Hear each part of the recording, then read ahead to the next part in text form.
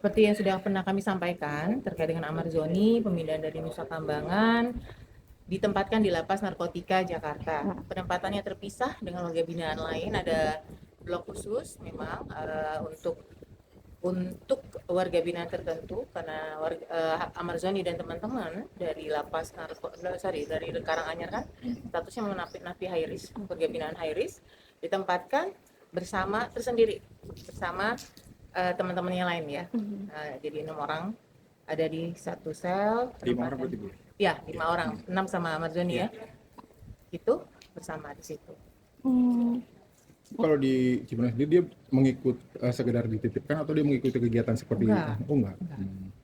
Kan statusnya sistem perlakuannya juga sama. Cuman memang tidak bisa kita tempatkan satu kamar satu one man one cell seperti di Karanganyar karena kan lapas narkotika pun sendiri overload ya, jadi tetap ditempatkan tersendiri tapi bersama dengan rekan-rekan. Berarti tidak berbaur dengan warga binanya. Tidak, Perlakuannya standarnya juga masih diterapkan standarnya sebagai sama haris ya? ya, Iris juga seperti itu. Bu, tapi untuk Amar sendiri mungkin perlakuannya untuk pertemuan dengan keluarga atau seperti apa sih? Masih sama seperti, jadi yang bisa besuk itu adalah keluarga inti dan lawyer ya, karena kasusnya sudah menjalani pidana yang baru ya, tersangka dalam pidana yang baru, lawyer. Itu saja keluarga inti kemarin. Anak kandung, kebijakannya itu adalah orang tua kandung, saudara kandung. Di luar itu memang tidak diperkenankan. Untuk sampai kapannya mungkin menunggu penetapan dari pengadilan lagi? Ya. Seperti yang disampaikan oleh surat izinnya Pak Dirjen, sampai dengan proses peradilannya selesai.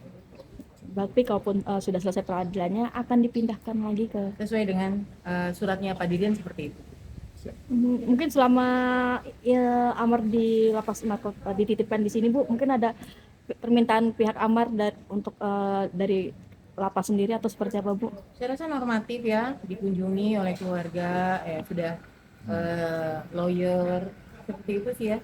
Hak-haknya lain dipenuhi untuk berkomunikasi dan lain-lain. Berarti memang sistemnya lebih ketat daripada napi biasa untuk Amar sendiri. Pengawasannya berbeda. Iya, tidak sama dengan warga binaan yang lain.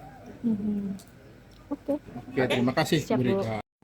Amar nih Bu, ini kan katanya memang kalau selesai persidangan katanya akan dikembalikan lagi ke sana, benar nggak? Iya, sesuai dengan surat izin dari Direktur Jenderal Pemasyarakatan saat itu, memang di situ dituliskan bahwa Amar Zoni dan kawan-kawan akan dikembalikan ataupun menjalani pidananya kembali di Lapas Karanganyar sebagai warga binaan high risk di sana setelah proses persidangan.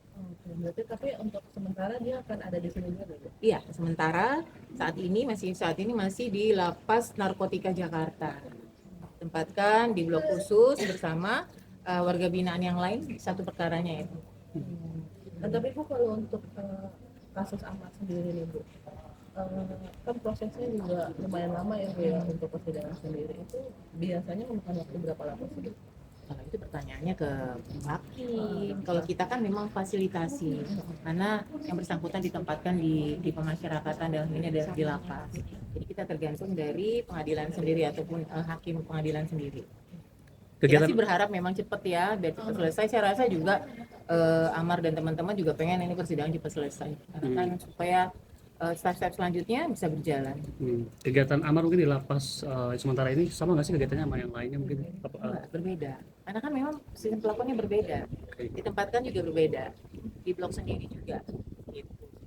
Jadi memang sistem pelakuannya sama seperti waktu di Nusa Kambangan, tapi ini tidak one man one cell. Karena kan lapas narkotika juga overload ya, jadinya kita tempatkan tetap tersendiri, tapi tidak berbaur dengan yang lain. Tapi hak komunikasi, hak dikunjungi itu tetap diberikan. Bu, untuk penilaian kelakuan dari Amar sendiri apakah sudah dijalankan oleh pihak Dirjen sendiri atau seperti apa sih Bu? Karena kan untuk menurunkan level high risk-nya ya. Nah, yang saya sampaikan nanti setelah 6 bulan kita asesmen ulang. Setelah 6 bulan. Nanti kalau setelah 6 bulan hasil penilaian dari asesmennya terjadi penurunan risiko, maka perlakuannya pun akan diturunkan risikonya, sistem perlakuannya pun akan berbeda. Yang pernah saya bilang, turun stepnya menjadi maksimum, sampai nanti jadi medium lagi, kayak gitu.